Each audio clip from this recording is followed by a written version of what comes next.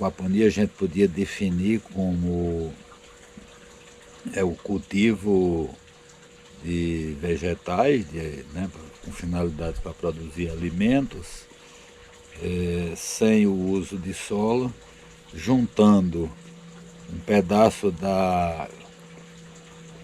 da aquicultura, né, mais a hidroponia, quer dizer, a criação de peixe mais hidroponia resulta no que nós chamamos hoje de aquaponia.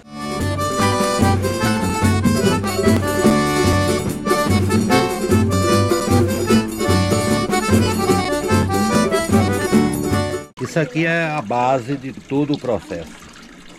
E a gente está vendo aqui esse recipiente, mas isso aqui é uma imitação de um rio, tá certo? Então você tem essa base aqui, a partir daqui essa água circula, vem para cá, que aqui é o tanque, o filtro de partículas sólidas, alguma folhinha, coisa que vem assim, como essa daqui, ó, né, que às vezes passa, então já é filtrado aqui. Aqui dentro só tem saco de cebola, aquela ráfia, certo? Que é para exatamente grudar essas coisas. Pode ser com outros materiais também, certo? Mas aqui a gente bota só o saco de cebola. Dá para ver aqui como é aí, não tem muita coisa não, só o saco. Aí chega aqui não, aqui já o processo é outro, né? Vai imitando como se fosse uma cachoeira. Isso já começa a oxigenar também. E tudo isso agora vai por gravidade. A bombinha tá só aqui para conduzir até o filtro biológico. Tá aí a bombinha de máquina de lavar, né? E aqui tá um sistemazinho que vai fazer esse efeito maré, de subir e descer, ó, sistemazinho eletrônico, isso aí é um Arduino, tá certo? E ele tá calibrado para funcionar 5 minutos e desligar 5. Pronto, quando chega aqui, ó, como eu disse, aqui criação de bactérias que vão transformar a amônia do tanque do peixe aí, vão transformar isso aqui em nitrito, nitrato, que é alimento para as plantas, mas é veneno para os peixes. Mas é nutriente para as plantas, certo? Então o que que ocorre? À medida que vai passando aqui, as plantas vão capturando o nitrito, nitrato, vem por aqui, vem, ó. Aqui nesse caso são 2 filtros, olha, tá fazendo agora aqui a manutenção. Você pode cultivar frutos, até tubérculos aqui, raízes, como é o caso aqui do inhame paulista, né? Marília aqui está fazendo uma coisa muito importante, não é, Marília? Uhum. O que você está fazendo aqui? Estou tirando o lodo. Tirando o lodo, lavando isso aqui que vai voltar, né? Isso aqui está rico, está cheio de bactérias já. São bactérias que nitrificam, né? Fazem parte da transformação do nitrogênio, né? Das mudanças químicas. Tá tudo cheio aqui, mas quando está muito sujo, né, Marília? Aí aqui fica atrapalhando, juntando essa sujeira, atrapalha na condução aqui na condução da água, vai entupindo e tal. Então vai fazer isso aqui uma vez por ano, tá bom demais, sabe? Essa manutenção, né? Então essa água vem de lá e ela vai sair aqui nesses buraquinhos e vai descendo aqui por esse cano, e o sistema radicular dessas plantas, ó, vai captando aqui o nitrito, o nitrato, né? Que são oriundos lá do início daquele tanque lá, que foi dos dejetos dos peixes. Aí fecha o ciclo, né?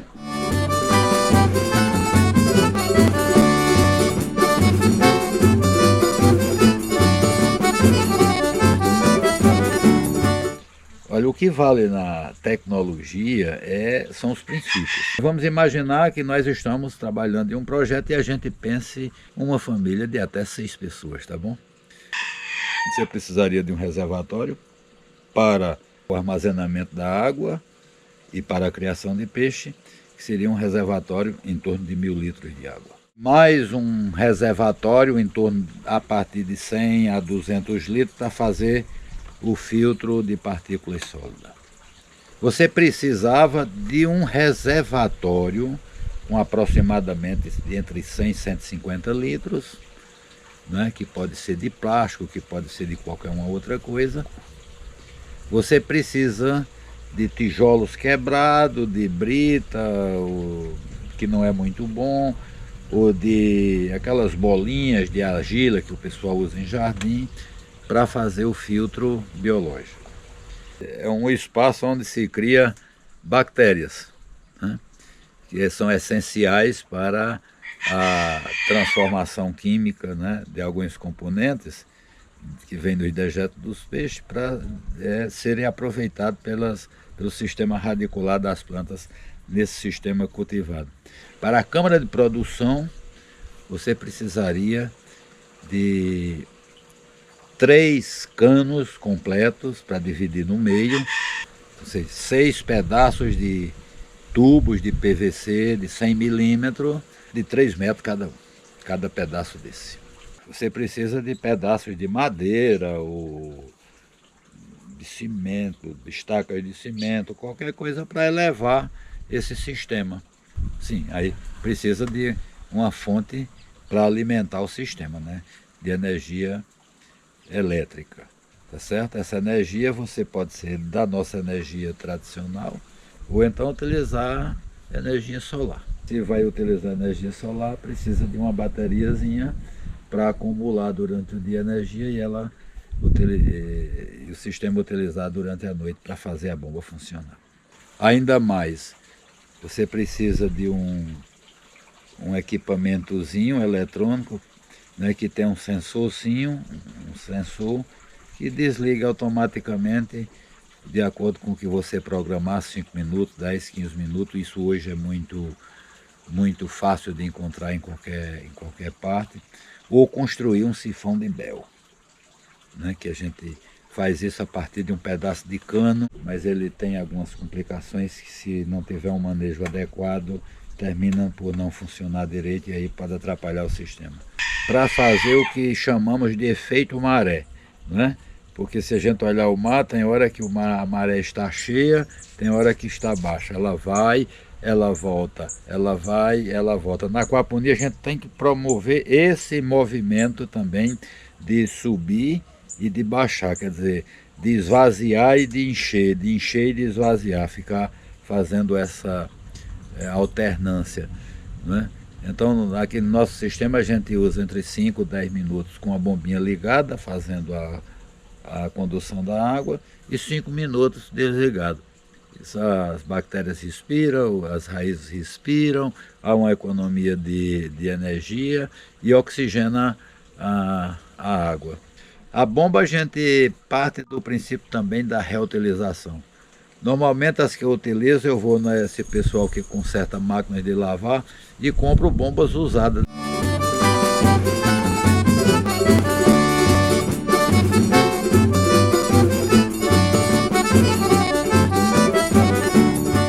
Naqueles canos de 6 metros, de 3 metros, que eu disse para fazer a cama ou a câmara de produção, nós vamos, a cada 19 a 20 centímetros, nós vamos furar um buraco de 50 milímetros. E é nesse buraco que vamos colocar um pedacinho de tubo também em pezinho para segurar a planta de 50 milímetros.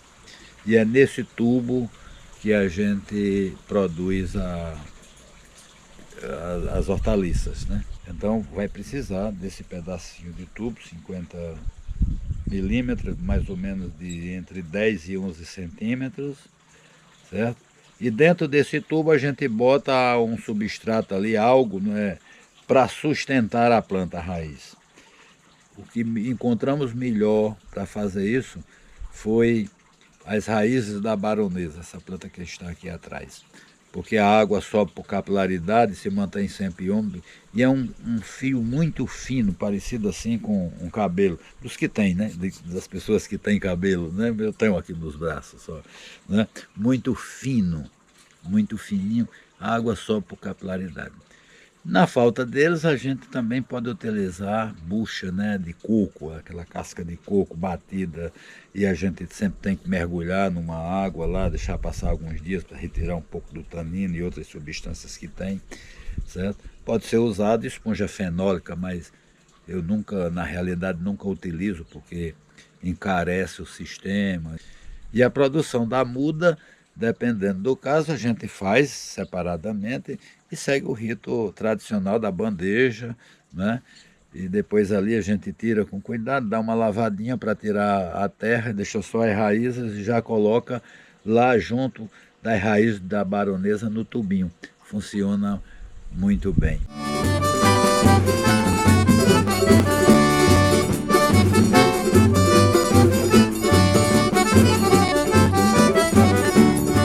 E com o advento aí das mudanças climáticas, cada vez mais os sombrites, né, vêm ganhando espaço na produção, sobretudo na produção de hortaliças.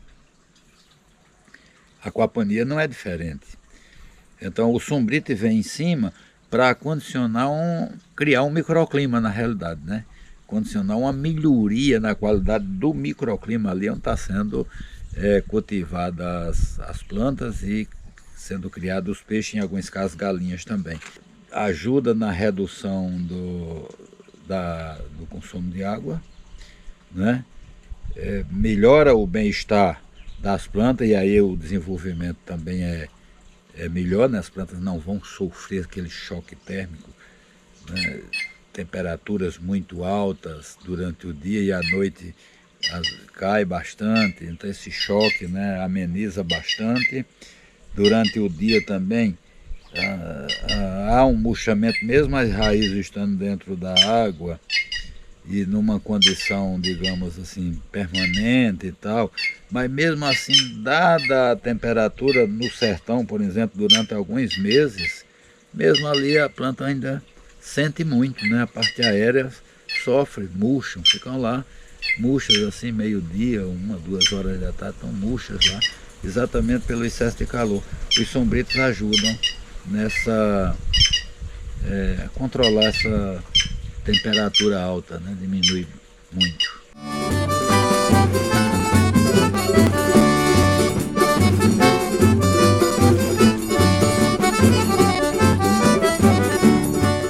Então seria basicamente isso. Agora tem um detalhe. Eu já construí muitas aquaponias aqui pelo semiárido, diversas delas. Pegando esses princípios, a gente vai construir. Nenhuma aquaponia que eu construí até hoje foi exatamente igual uma à outra, quer dizer, tem uma identidade própria, né? Mas isso também está correlacionado ao trabalho que faço como ambientalista, como agroecologista, né? Que aí a gente reutiliza muito material, né? O que já foi usado e também a nossa vivência, né? Nas comunidades aqui pelos interiores do sertão todo. Por exemplo, você mesmo visitou ontem uma aquaponia e você não viu a famosa caixa de 1000 litros que a gente utiliza. Você viu lá um tanque, né, uma cisterna sem tampa, construída a partir do material que existia no lugar. A família ela não tem dinheiro para comprar a caixa d'água, mas ela tinha pedra e um pouco de cimento na propriedade e areia. Então a gente aproveitou e a gente fez o reservatório para a criação do peixe, exatamente fizemos com o material que existia. Depois precisava para a câmara de produção, né, tem que ter um suporte para colocar os canos em cima. Não tinha madeira suficiente, mas ela tinha um portão velho lá, né, que foi arrancado de uma residência, um portão de ferro, e aí a gente aproveitou o portão de ferro e funciona muito bem. Então nós vamos adaptando também de acordo com as condições encontradas. E isso é que eu acho interessante para a agroecologia, também para os movimentos sociais, para as organizações, é exatamente aproveitar o recurso que existe no lugar. Por isso é que as aquaponias que fiz até hoje, eu sei que a gente pode escrever uma cartilha citando uma lista de material, de coisas para fazer, mas na realidade, quando você vai para a comunidade, a situação é diferente. O que que a gente faz? Muitas dessas coisas a gente vai adaptando e isso, ó, nós vamos aprendendo e a gente vai percebendo de que lixo não é lixo, a gente vai percebendo que pode reutilizar, que pode fazer diferente, né? E uma das coisas que recicla também, Ivo, é o seguinte, é a ciclagem de ideias. E isso é fundamental para a gente manter o ecossistema humano saudável, sabe? Então a aquaponia também, eu acho que é uma tecnologia que nos ajuda a ciclar ideia, né? Nos ajuda a ser mais coletivo, mais comunitário, né? E não é nunca, apesar de ser um sistema de produção fechada, num ecossistema criado artificialmente, e ele funciona num ciclo redondo, fechado mesmo, né? Mas ele dá essa abertura para que a gente possa encarar as realidades, né, da forma como elas se apresentam para a gente, e a partir daí também criar soluções. Olha como isso é fantástico, a gente pode fazer tudo isso através dessa prática do cultivo aquapônico, ou na cidade, ou no campo, enfim.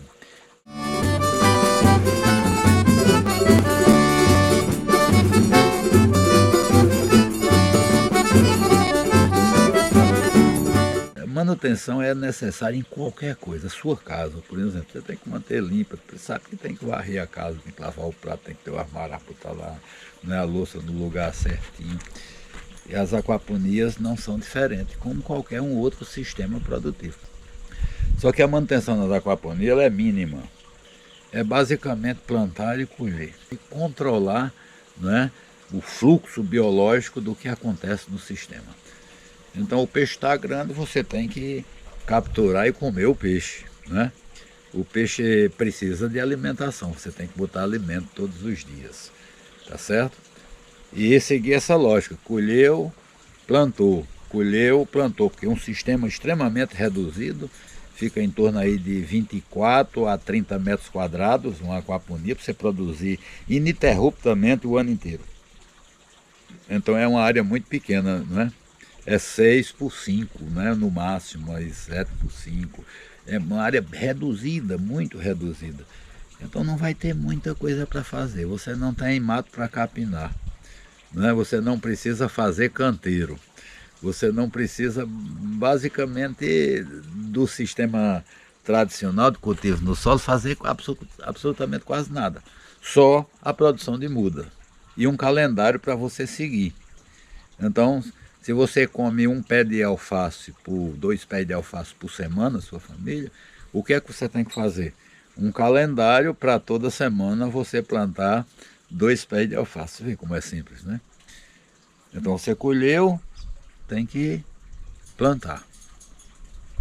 Você pescou, repou o peixinho, né?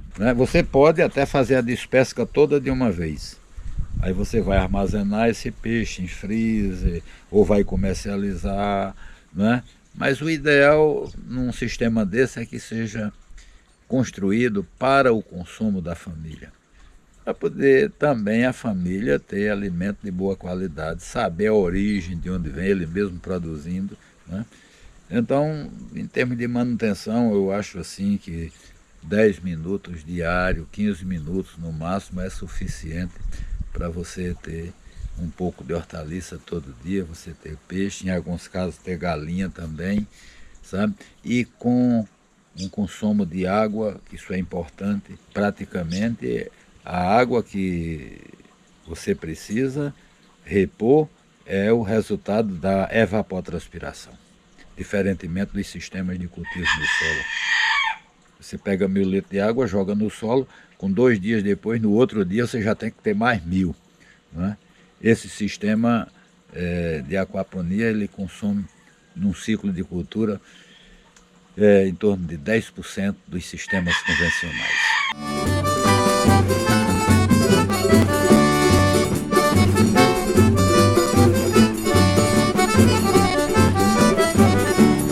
Esse ainda é o grande gargalo das aquaponias.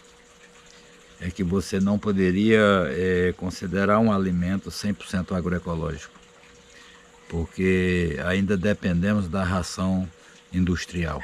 Então, nas aquaponias ainda dependemos da indústria para alimentar o peixe. É o único produto que vem de fora, são 2 na realidade, que é o alimento do peixe e a fonte de energia, a não ser que você bote uma plaquinha solar. São essas 2 coisas, né? mas a energia a gente já pode reduzir bastante o uso da energia, porque parte da oxigenação a gente pode utilizar também um catavento que já utiliza, já melhora muito. Pequeno catavento.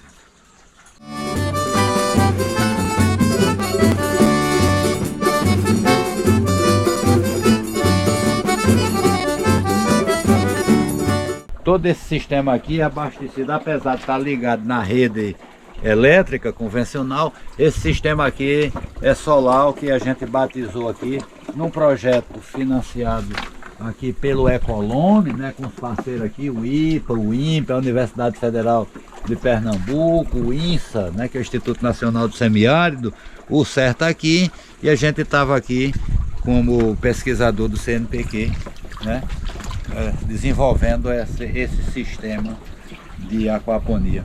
Eu passei aqui mais de 8 anos fazendo essa pesquisa para adaptar para as condições, aquaponia para as condições de semiárido.